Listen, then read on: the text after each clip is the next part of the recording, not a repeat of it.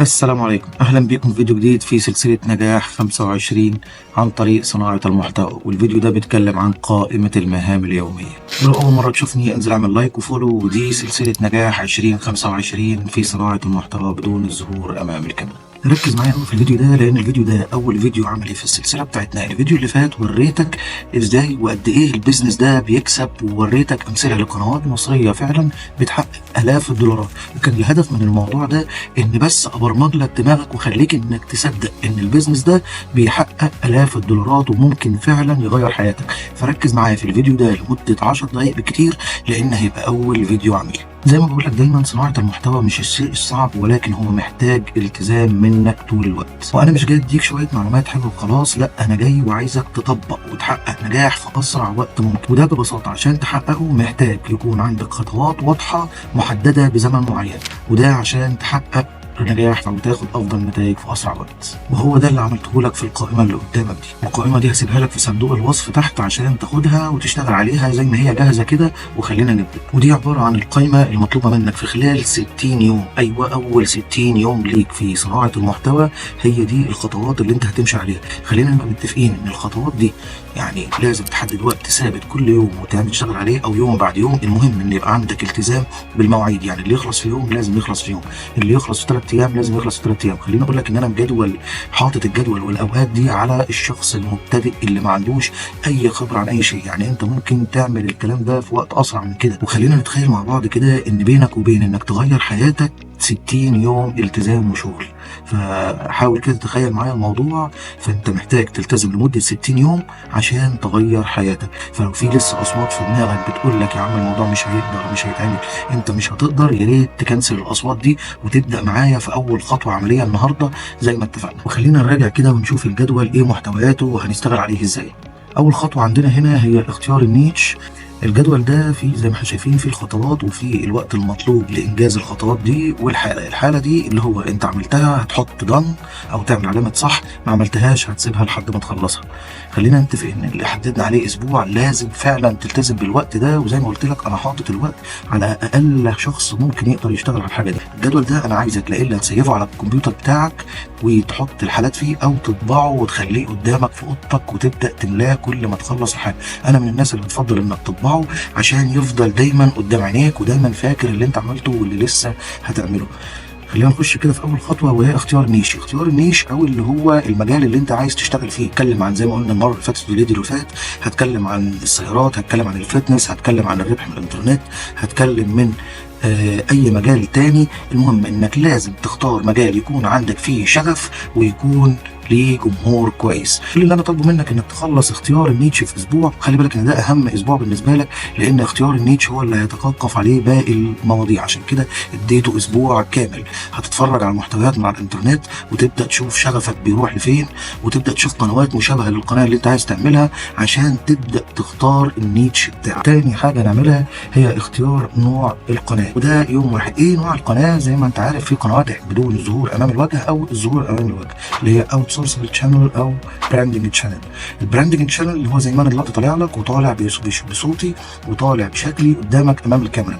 الاوت سورسبل تشانل اللي هي اللي انت ما بتصورش فيها تماما وبتطلع بس بويس اوفر او باداء صوتي وفيديوهات من على الانترنت. فده لازم انت تختار انت ناوي تظهر بوجهك ولا من غير الظهور امام الوجه. وانا بفضل انك تعمل قنوات بدون الظهور امام الوجه وتعمل كمان براندنج تشانل، لكن دي خليها بعد ما تحقق نجاح في اول خطوه. ثالث حاجه وهي اختيار اسم القناه، وده يوم واحد. وانا شايف ان يوم واحد كتير قوي، هي في 10 دقائق او ساعه بالظبط تكون مختار اسم القناه. خلي بالك اسم القناه مش هو اللي هيحقق معاك النجاح او هيفشلك، فهو موضوع نسبي، لكن اختاره واحنا حطينا له يوم واحد بس. تاني اسبوع عندنا بعد ما خلصنا اختيار النيش عندنا تجهيز القناه بتاعتنا. ده هياخد لمده اسبوع. هنعمل فيه شويه حاجات. اول يوم هنعمل فيه 3 حاجات. هنقوم بانشاء القناه على اليوتيوب. تاني حاجه هنصنع صوره وشعار للقناه، وهنفعل رقم الهاتف. الموضوع ده ان انت تخش تعمل القناه، كلنا اوريدي عندنا قنوات، لكن انا عايزك تفعل وتنشئ قناه جديده خالص ما عليهاش اي محتوى، ما عملتش عليها اي اوبشن. انا مش عايزك تستخدم قناه قديمه، عايزك تبدا تعمل كل حاجه معايا من اول وجديد. فهنا صناعة الصورة والشعار والقناة وشعار القناة ده انت مش محتاج فيه اكتر من نص ساعة، ممكن تعمله على اي برنامج كانفا او اي برنامج ذكاء اصطناعي موجود، والموضوع بقى بسيط جدا والموضوع مش مؤثر، فما تضيعش فيه وقتك. انت هتعمل بس صورة وشعار للقناة بتاعتك، ولو عندك اي مشكلة في انك تعمل الشعار اكتب لي في الكومنتات وهقول لك هتعمله ازاي. تفعيل رقم الهاتف، وده من اعدادات القناة ولازم تفعل الهاتف بتاعك. تالت حاجة نعملها أو رابع حاجة هنعملها عملية البحث عن الكلمات الدلالية السرية. ايه الكلمات الدلالية؟ ودي هناخد فيها 3 أيام. ايه الكلمات الدلالية؟ احنا خلينا نفترض ان احنا اخترنا النيتش بتاعنا هو مثلا الفتنس، ففي لازم يبقى في كلمات مفتاحية او كلمات دلالية هتدور عليها وتبدأ تطلعها عشان يبدأ البحث بتاعك يبقى والفيديوهات بتاعتك تبقى منتشرة بشكل كويس. هتطلعها ازاي؟ ده اللي انا هقوله لك في الفيديوهات الجاية. دي خطة العمل اللي انت هتشتغل عليها لمدة 60 يوم. انا همشي معاك في دول خطوة خطوة، ال60 يوم همشيهم معاك بحيث ان انت تبقى عارف هتعمل كل ده ازاي، لكن انا بعرض عليك خطة العمل اللي انت هتشتغل عليها لمدة 60 يوم. رابع حاجة هتعملها هي التخطيط ل 33 فيديو. احنا هنخطط ل 33 فيديو، 33 فكرة فيديو في النيتش بتاعك. قبل ما نرفع فيديو واحد هنبقى مصنعين 33 فيديو سوا ان شاء الله في النيتش اللي انت هتختاره واللي انت عايز تشتغل فيه. وخليك فاكر المفاجأة اللي عملتها لك الفيديو اللي فات ولسه هختار فيها، ان انا هختار 5 اخطط معاهم الفيديوهات والقناة بتاعتهم من A to Z، وهو ده همشي معاه كل الخطوات دي 1 to 1 بحيث ان هو ان شاء الله يحقق الخطوات دي في اسرع وقت وينجز فيها ويحقق الربح فيه. ال5 دول الهدف منهم ان احنا يبقى الناس شايفه قدامها مديول ناجح ان شاء الله بعينيهم وشايفاه قدامهم من وسطهم. فسيب لي كومنت لو انت عايز تبقى من ال5 دول في التعليقات. خلينا نكمل. بعد الاسبوع الثاني هنبدا نخش في اهم حاجه عندك في المخطط دوت، وهو انشاء اول 33 فيديو. احنا خططنا ل 33 فيديو في الاسبوع اللي فات، يعني حطينا 33 فكره لفيديوهات هنبدا في انشائهم وتصنيعهم في خلال مده شهر كامل. وخلي بالك هو ده المحتوى اللي انت هتقدمه وهو ده اللي انت هتبقى منتظر منه النتيجه ان شاء الله.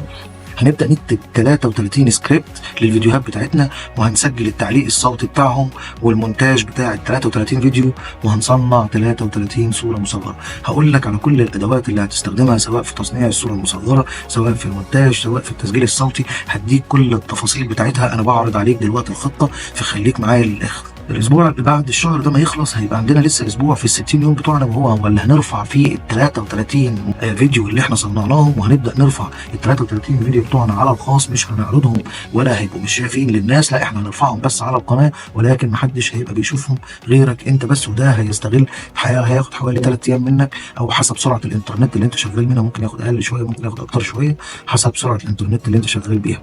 تاني حاجه هنعملها هنحط وضع تفاصيل الفيديوهات، وده اللي هو هنحط الوصف بتاع الفيديو، الكلمات الدلاليه، وده هعرفه لك ازاي بنحطه لان ده مهم جدا في طريقه نشر الفيديو بتاعك وانتشاره على صفحات التواصل الاجتماعي وعلى اليوتيوب عشان يظهر بشكل كويس. ثالث حاجه هنعملها وهي جدوله الفيديوهات، وده هياخد مننا يوم، اللي هو هنجدول الفيديوهات دي هتنزل كل قد ايه. كل يوم هننزل فيديو، كل 3 ايام هننزل فيديو. ده هتعمل الجدول بتاعك. كل الخطوات اللي انا وريتها لك النهارده من اول اختيار النيش لحد ما ترفع الفيديوهات وتبدا ان شاء الله تحقق مشاهدات، همشي معاك في خطوه بخطوه في الفيديوهات اللي جايه. فخليك مكمل معايا السلسله. اللي مكمل معايا يحط لي كومنت تحت عشان اعرف ان في ناس متابعه ومكمله وتشجعوني اكمل معاكم السلسله، وان شاء الله دي خطه نجاح 25.